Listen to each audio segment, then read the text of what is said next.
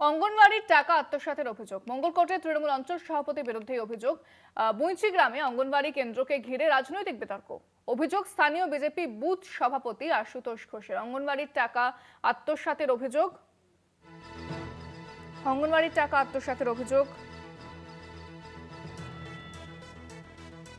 মঙ্গলকোটে তৃণমূল অঞ্চল সভাপতির বিরুদ্ধে অভিযোগ। তৃণমূল অঞ্চল সভাপতির বিরুদ্ধে অভিযোগ এবং এই ঘটনাকে কেন্দ্র করে ইতিমধ্যে বিতর্ক সৃষ্টি হয়েছে।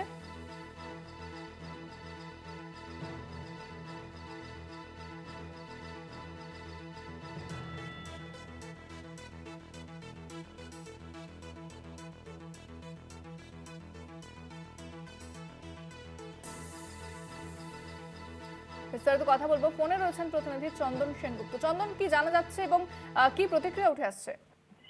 দেখো ইন্দ্রাণী, যেটা ঘটনা যে মঙ্গলকোটে যে অঙ্গনওয়াড়ি কেন্দ্র আছে তার নাম্বার হলো 127 নম্বর।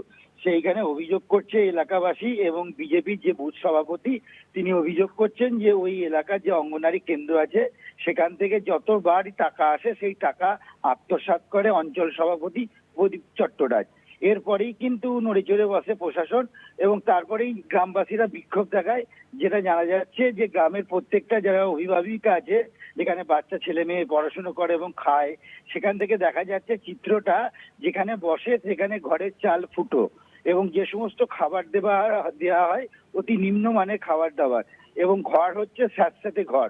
এবং গ্রামবাসীরা জানাচ্ছে যে প্রতিবারই টাকা আসে বছরে দুবার করে, কিন্তু সেই সমস্ত টাকা এলাকার যে অঞ্চল সভাপতি আছে প্রদীপ চট্টরাজ তিনি আত্মসাৎ করে দেয়। ফলে কার্যত ওই অঙ্গনওয়াড়ি কেন্দ্রের কোনো উন্নয়ন বা উন্নতি হয়নি, যার ফলে ক্ষোভে ফুঁসছে মঙ্গলকোট এলাকার ওই অঞ্চলের এলাকার মানুষ। ইন্দ্রাণী, ধন্যবাদ চন্দন।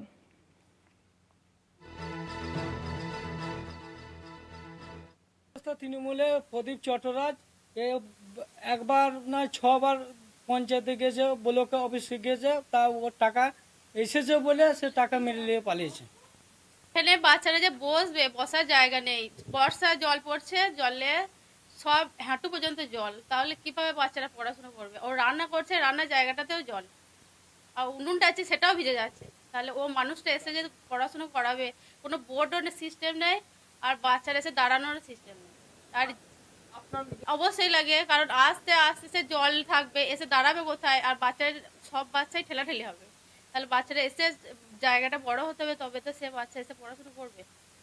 সমস্যা, বৃষ্টি ফিষ্টি হলে পরে রান্না করা খুব অসুবিধা, সব ভিজে যায়, চাল ডাল জ্বালানি, তারপরে সব ভিজে যায়। আমাকে বাড়ি থেকে সাইকেল করে কাউকে জানাইতে হয়, যে রান্না করতে হয়। এই যে গরমে ধোঁয়াতে, ঘরে ধোঁয়াতে পড়াশোনা করবে কেউ? ধোঁয়াতে ছেলে মারাই তো বলবে যে আমার ছেলে মরে গেল ধোঁয়াতে, তখন আমি কি করবো বলুন? না, বারবারই জানি যে আমি ছবি তুলে পাঠিয়ে দিয়েছি,